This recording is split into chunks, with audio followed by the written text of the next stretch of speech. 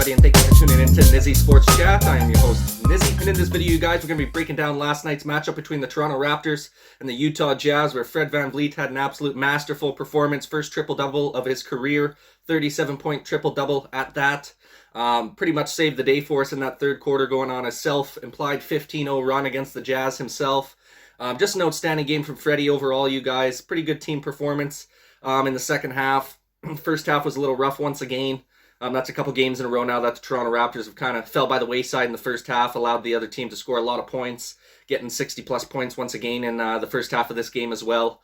So definitely got to improve, get a little more energy in that first half just so we don't have to, claw our way back into it and, dig ourselves out of those deficits that we're creating for ourselves in the first half of games lately. So hopefully we can get that fixed up, but nonetheless, great victory, good win from the boys, great performance from Fred VanVleet. Obviously, we needed to take advantage of a depleted Jazz team. They were missing big-time players like Jordan Clarkson, Rudy Gobert was out, so was Donovan Mitchell.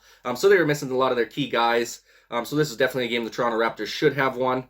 Like I said, obviously, is a little bit closer than it should have been in the first half there. The Jazz came out swinging. They were ready to go in that first half of action. They were pretty much hitting any shot that they could find. They ended up finishing the shoot night with a real high percentage, both from three-point range as well as their field goal percentages were up there quite high. So it was a nice job by Freddy just, digging in and grinding in that third quarter, getting us back into it, and then, not taking the foot off the gas pedal in the fourth and just making sure that we finished the deal. So great job by the boys there, getting their fifth win in a row. Right real quick, you guys, before we go ahead and start breaking down the rest of this game from last night, if you can go ahead and like this video if you like sporting content like this, go ahead and subscribe to the channel if you're looking for more sporting content like this in the near future. I've been getting a lot of support lately, you guys, and I greatly appreciate it. We're going to keep coming out with as much content as possible for you guys.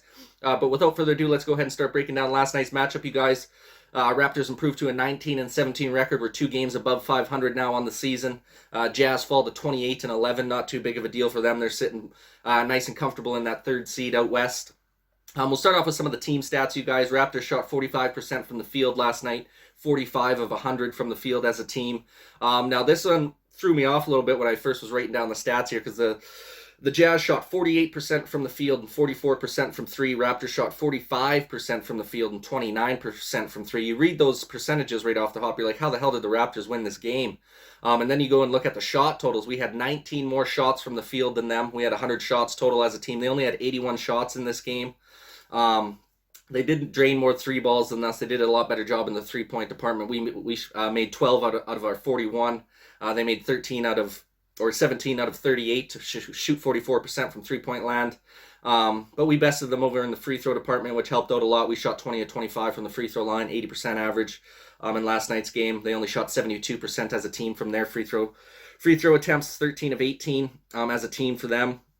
So we did a good job. Just being able to, get more free throws than them. Obviously, getting more shot opportunities is huge. We had 48 rebounds to their 40.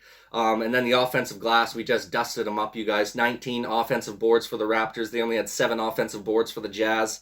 So that was big time for the Toronto Raptors. That was one of probably the biggest reasons that held us in the game. All those extra shot totals is definitely one of the reasons we were able to win, and obviously the heroics of Fred VanVleet in that third quarter in the second half overall. Another big key to the game, that was the reason why we won, you guys. We only had 7 turnovers as a unit last night.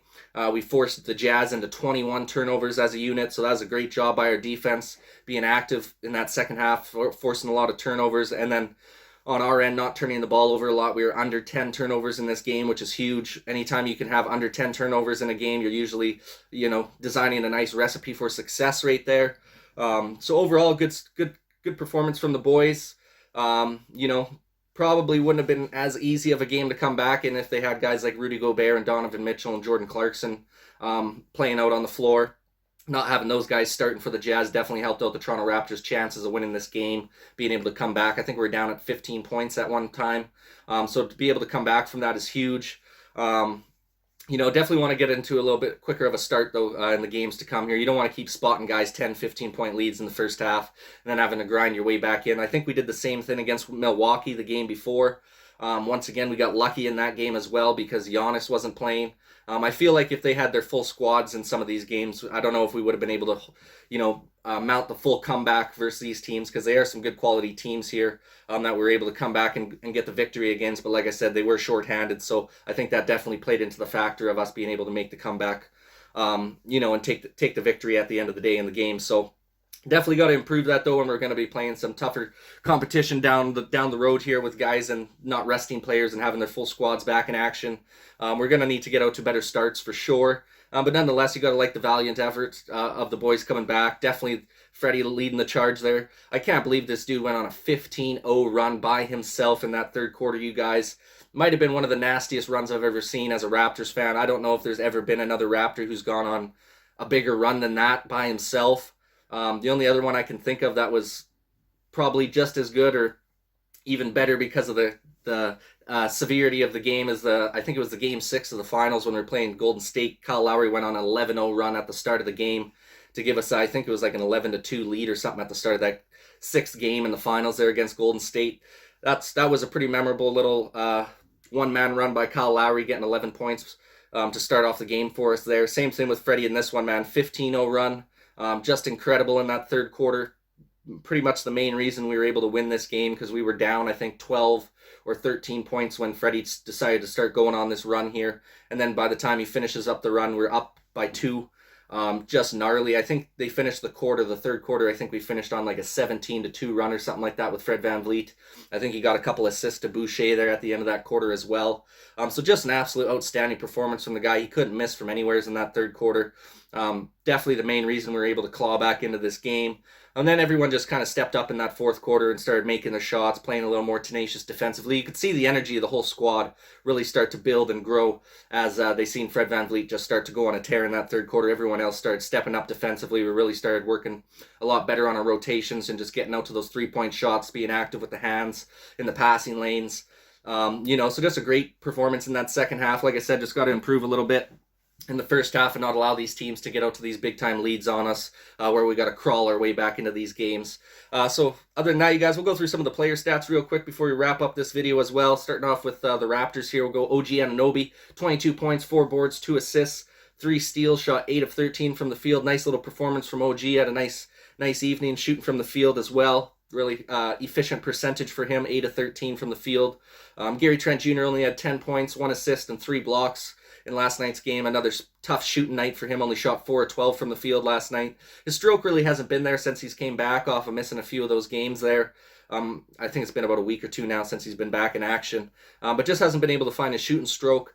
He's not taking a bunch of shitty shots. He's taking a lot of good shots. Some of them aren't high quality. He's taking a couple shots a game still that aren't super high quality chances, but lots of the times he can get those ones to drop for you. I think he's going to be able to get out of this slump here. It's just a little bit of a shooting slump for him right now. He's still making an impact in other areas. Like I said, on the defensive end, he had 3 blocks in last night's game. That's huge for us. Definitely needed those.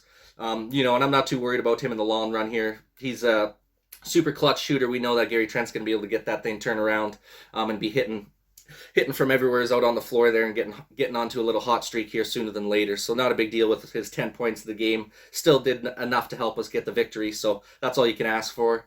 Siakam had 17, 5 and 5, you guys. 2 steals and a block as well. 6 of 16 from the field. So didn't have a super efficient shooting night. Not atrocious either though. Like I said, it was just Freddy VanVleet's night tonight. He got some pitch-ins. Like I said, Siakam was 17, OG with 22. Scotty had a nice performance, 11 points, 9 boards, 6 assists, with 1 steal and 1 block. He shot 5 of 14 from the field. But Fred VanVleet, man, 37 points, 10 rebounds, 10 assists, 2 steals, 1 block, 12 of 22 from the field, over 50%. Just did everything and anything to help his team win in that game last night, you guys. Absolutely should be an all-star. If this guy does not get a fucking all-star nod, I'm going to be absolutely fuming. I expect him to make the all-star team for sure. I don't know if anyone else on our squad's going to make the all-star team this year. I'm sure Scotty Barnes will be going to the Rising Stars game. But yeah, Freddie's got to be the bona fide all-star on this squad right now, you guys. He absolutely deserves to go. I even think he should be one of the all-star starters. I don't think he's going to get into the all-star game as a starter, but I definitely think he's going to get voted in as a reserve player for sure. So I think he'll be making his first all-star appearance this year, and he definitely deserves it, in my opinion, you guys.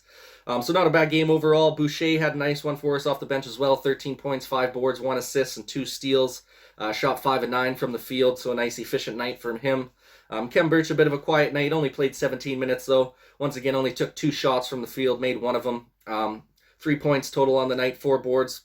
1 assist for Kem Birch. You could tell he's just kind of still working it back into a rhythm here. Obviously dealing with that knee issue, sitting out for a few weeks earlier in the year. He's just trying to get back into a rhythm and flow. It's just nice to see him back out on the floor right now. And he's going to get going as the season goes on. He gets more comfortable out there. Obviously, like I said, he's missed a bunch of time to injury here earlier on in the season. So just let him get his sea legs back under him. I think he'll be just fine going forward. Achua had a nice little performance off the bench as well. 9 points, 5 rebounds, 1 steal, and 1 block. Shot 4 of 7 from the field. It's a nice little efficient evening from him. Pitching in where he can. I think he had about the same amount of minutes as Birch with 17 or 18 minutes there on the floor. So overall, not a bad performance from the boys. Like I said, we'll go through some of the Jazz stats real quick too. Whiteside starting in the place of Rudy Gobert had 7 points, 7 boards, 1 assist, and 2 blocks on the night. You had Jared Butler out there in place of Donovan Mitchell. He had 17 points, 3 rebounds, 4 assists, and a steal. Pascal went off on us, man. Eric Pascal for the Jazz just had a career night last night. I think he had his season high in the first quarter. I think he had 17 or 19 first quarter points, which he had not even scored that many points in a game this entire fucking season. And we get him his career high for the season in the first quarter. He ended up finishing the game with 29, obviously a season high for him as he got his season high with his 19 in the first quarter there. So yeah, he finished with 29 points, 3 boards, and 2 assists. Nice night for him. Hughes also had a really good night for the Jazz, finishing with 26 points, 8 boards, 4 assists, and 2 steals. And then off the bench, you had guys, Forrest had 6 points, 4 boards, and 8 assists. You had House have 13, 4, and 4 as well for you there. So they had some guys actually step up pretty big time for the Jazz. I thought they had a really valiant effort. Obviously, the Raptors kind of ran away with it there in the third and the fourth quarter following that big time run by Fred VanVleet. But other than that, you guys, you got to give the Jazz credit for a valiant effort, obviously missing all of their key star players. And credit to the Raptors. You got to take advantage of an undermanned team. You got to get that win. 5 wins in a row now for the Toronto Raptors. Hoping to make it 6 on Sunday, you guys. We got the New Orleans Pelicans coming up on Sunday. They're obviously in the bottom of the Western Conference right now. As long as we don't play down to the competition and we play the caliber of basketball that we're used to seeing from this team, there's no doubt in my mind that we'll be going for the 6th win in a row coming up on Sunday here against the Pelicans. You guys, should be a good one. Really hoping the Raptors can keep this win streak rolling here. We're back in, I think we're in the 7th seed right now, so just keep getting a few more wins together, get out of that play-in tournament, get into those top 6 seeds, try to solidify a nice playoff position for the end of the season here. So we'll have to see what happens, you guys. Nonetheless, nice to see the boys winning again. This is our second 5-win streak of the season. Obviously, the first one came a little bit earlier on before Pascal had come back off of injury and everything like that. So nice to see a second 5-win streak. Hopefully we can make it 6 coming up on Sunday. Would love your guys' opinion in the comment section down below. How do you think the Toronto Raptors fared last night? What do you think our chances are of going on a 6-game win streak with a game coming up against the Pelicans on Sunday? Like I said, would love your guys' opinion in the comment section down below. That pretty well wraps her up for this video, guys. Thanks again for watching. Please go ahead and like this video if you like sporting content like this. Go ahead and subscribe to the channel if you're looking for more sporting content like this in the near future. Thanks so much for watching, you guys, and this is Nizzy with Nizzy Sports Chat.